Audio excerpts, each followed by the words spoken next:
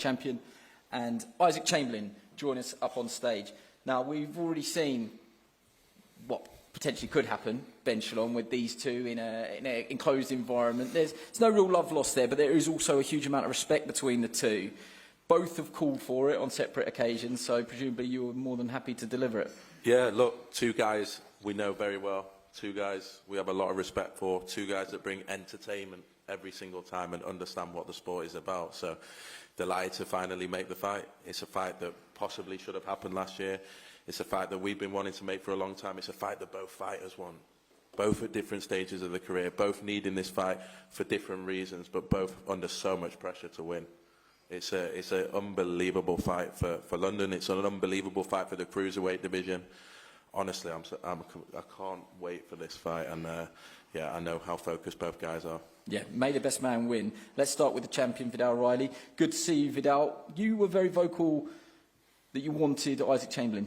Why? Because I feel like, yeah, it's just supposed to happen. You know, when he fought Mikel Lawal for the British and Commonwealth titles, before the fight began, I said I wanted the winner. Because as much as I, enjoy being English champion, I don't want to be English champion forever. So I'm trying to look at what's up and how I can progress. Am I capable of beating those individuals? And yeah, when I saw that fight, I thought I can. Before I saw the fight. So that's where it came from. It come from a respectful place. And even the way I approached him after was respectful as well. Because I do respect Isaac. So yeah, I just want to level up. He was in the way. And then now, the way events have turned, I'm the champion. He's not. He's had a loss. I haven't. And I feel like the fight's happening for hype. But I don't know. Isaac's not bringing no hype this time. I know the people want to see what they just saw on the screen. But he seems very calm and he's not trying to do that. Well, let's ask him. After that sort of back and forth, you made your way to ringside after you beat Lawal and then he fought Lawal, and you made your case as to why you want to fight him. So why Vidal Riley and why now? And he said, where's the hype gone? I feel like it's the right moment. I just want to say thank you to Mick and Ben Shalom for making this fight.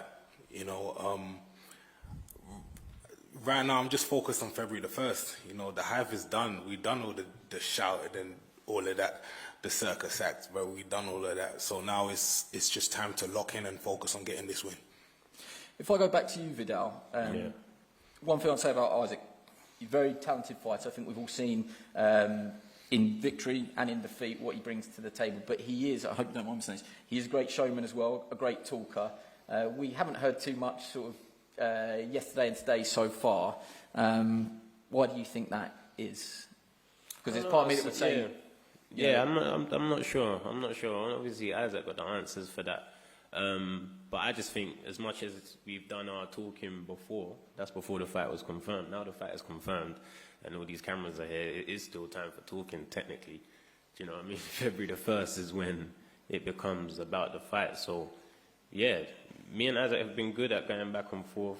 We've seen it with Lawal, we've seen it with Massey, we've seen it with Okoli. And, yeah. What's different? I'm actually asking you now, for real, like, what is different? You know what's different, yeah. Maybe I've kind of grown out of it. I'm maturing more as a fighter, I'm getting more experienced. I'm taking this a bit more serious. Before I'm just here for the vibes, but now I'm taking it a bit more serious. So, that's what's been happening right now. Is that true, or is this a brilliant Isaac Chamberlain mind game?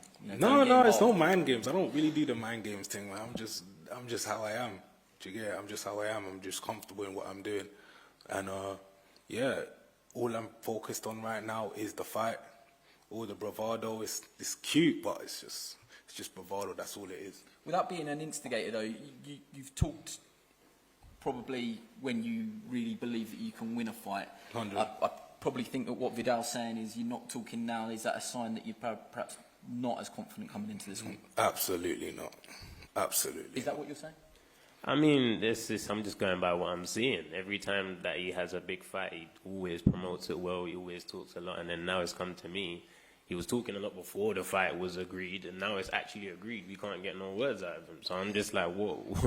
Do you not? You trying to like lessen the pressure? Obviously, there's a lot of pressure on me. There's a lot of pressure on Isaac, but it's a different pressure. His pressure is more towards the end. Mine's about growing to like what the show's called, another level. So I feel like, yeah, maybe he's just easing the pressure off his shoulders. Or is it a case that you are more mature now, that perhaps boxing's doing the talking and you don't have to? It's exactly what I said earlier. I'm over it now. I've done this a long time. So now it's time to really, dial in on February the 1st. I danced around it yesterday on Sky Sports News, but perhaps I can be, if you permit me, be a bit more direct. Is your career at the top level, at any level, at risk on February 1st? If you don't get past Vidal Riley, is realistically it over for you at the top level? No, I believe every fight is a risk. Regardless, every fight is a risk. So I'm taking it the same way I did before, working hard and just getting ready for February the 1st, which I will be. Do you see yourself as a favourite or an underdog? All of that is kind of outside noise. I don't know the bookies. I ain't really looked at all of that stuff. But it's all outside noise. It's just, I'm focused. I'm really, really dialed in. So I'm not really looking at all of that. Is it insulting, though, that someone of his level, although he's English champion and you don't bring a belt to the table at the moment, you are much more experienced, you've been at a much higher level, and I'm not saying that you can't get there, Vidal, but you have boxed at a much higher level. For someone like him to think that they can beat you, does that insult you at all? Nah, it don't. Everyone has their right to think the way they want to think. It's not for me to get mad at. Yeah. Well, to be fair, you were on that side of the table once before. Yeah, of course. Yeah, true. But it's not for me to say. Do you know what I mean? So all I'm saying is I'm just dialed in, man. I'm dialed in. Like, that's what I can say right now. Do you believe that you are better in all areas than Isaac Chamberlain, or do you respect what he does? I do believe I'm better in all areas. Have I shown that? No, because I haven't had to. Isaac's been around for a long time. He's had the time to show his game. You know what I mean? I'm sure he's going to try do something a bit different on February the 1st because he has to. But, yeah, this is why I'm having these fights. Isaac has the experience. We always talk about experience in boxing, but it costs to get experience. You have to go through pain to get experience. You get a lot to gain those experiences, and they don't leave you. So no one looks at that side of experience. That's how I look at it going into this fight. I'm fresher. I'm ready. I've had the time to mature. I've had the good fights. I made sure I got the same best win that he has, and now it's time to show down. Do you believe that your win over Lawal was better than his win over Lawal? Wouldn't say it was better. It was different. It was cleaner, made to look easier, but maybe not better. Do you agree with that? That's his opinion, man. That's his opinion, bro. Okay. I know everyone in there is shocked right now. I'm not the only one that's shocked. I'm not sure. I'm not sure what chess moves this is. No, this ain't no chess moves, man. But that's exactly what someone playing chess would say. True. True. How come there's no water in my cup? No, I think they're probably worried about you throwing it over someone. Is that one behave, man?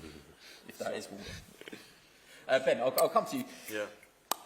There's a danger here that, again, just to hype back to where we were with Adam Azim, Vidal Riley and his dad, I think around the Corliss fight, were very much saying, we want to go quick, all gas, no brakes. And I don't think anyone would have blamed you or Team Riley if they did want another 6 to 8 months, more sort of defences in and around that level. To jump up to Isaac Chamberlain's level, it does represent a risk on everybody's part on this side of the table. Do you agree with that? It's definitely moving quick. I said to Vidal, he wanted the Isaac Chamberlain fight before the Macau Lawal fight. If it was up to him, that's who he'd have fought in March. And that's credit to him, that's credit to his dad, that's credit to what he believes in.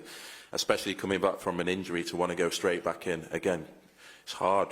There's many professional fighters that have the complete opposite mentality. So to work with someone like this, it's a pleasure. We know his background. We know the following he's got. We know the opportunities that presents.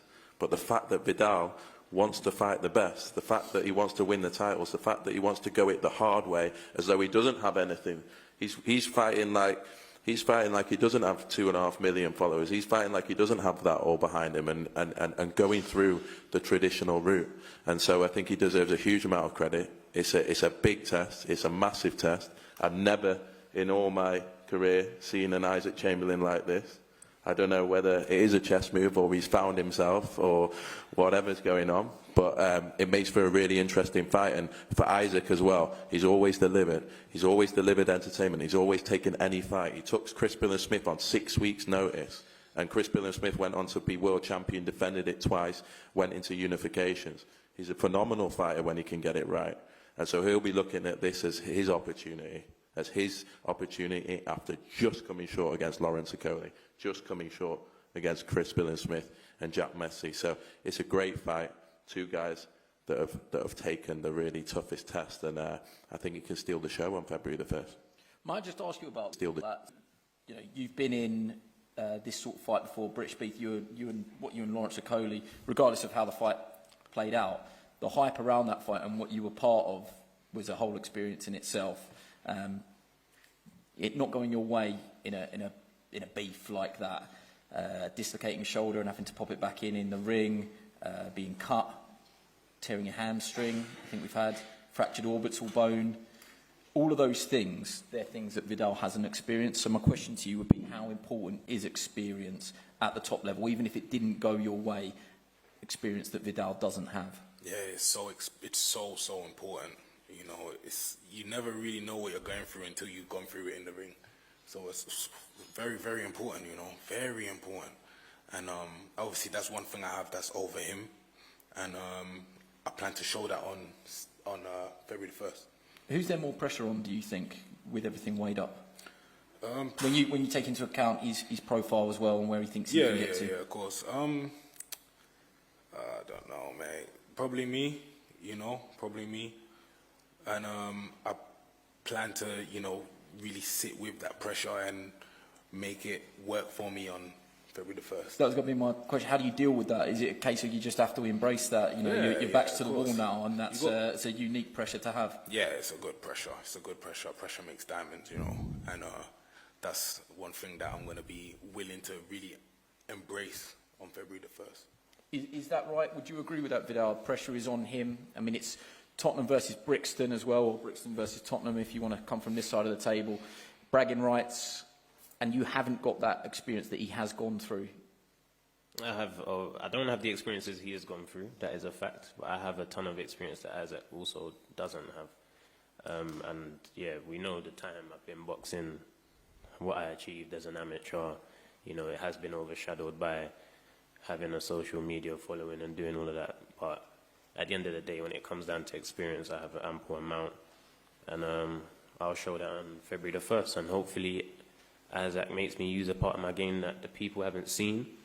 So you can all see that I'm a complete fighter, or becoming one at least. I think you've been sick of talking about it in the past. I don't think there's anybody in this room in professional boxing that even talks about it anymore. But to the wider public who we're trying to appeal to with this fight, do you think that this is the fight that can erase any sort of thing that is levelled at you, which is about clout and YouTube and profile? And actually, if you beat Isaac Chamberlain, that finishes that forever? Is it well in the rearview mirror now? Am I talking about something that doesn't exist, or do you think actually you still do need the breakout win? I don't really have control. I think factually, I already have proven that I'm a real fighter. You don't co-main event on Sky Sports if you're not. You don't become English champion if you're not. Like I said, every other English champion before me is considered a legitimate fighter, so you can't just single me out as not being one. But this is the most publicized. This is the one that's got the most attention, so it will reach more people, which might make more people think I'm a real fighter, but I don't have control over that. No, fair enough. I'll finish it here, but I'll give you one last opportunity to address each other. So I'll let you go first. What is your final parting shot and your prediction to Isaac? And you can say it direct to him. You don't need me and Ben for this. No, Isaac, I respect you as a fighter, but I know it's that time now. It's that time where we're going to fight. I'm going to prove that I'm better. You will challenge me because you are tough, but you're just not better. And I mean, not talking and locking in, it's all great. I'm talking more than him, but I'm not any less locked in than he is. I don't underestimate this man with any inch of my body. And I look forward to having a good scrap. And hopefully after the fight, shake hands and the people got what they wanted to see. I'll give you the sponsor. What's your final message to Vidal and also your final prediction for the fight? Yeah, man, it's going to be a great fight. It's going to be a great show. It's going to be good. Just relishing that moment, you know, waiting. I'm visualizing. I'm seeing it. And it's going to be good, man. It's going to be good. It's going to be great. Yeah, February the 1st.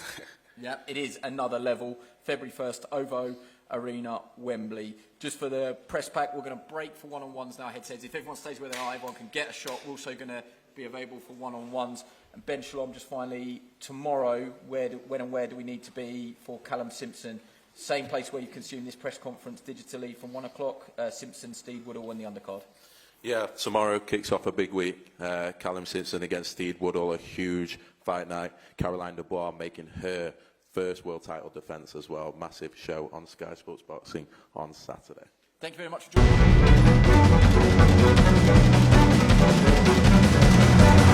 us.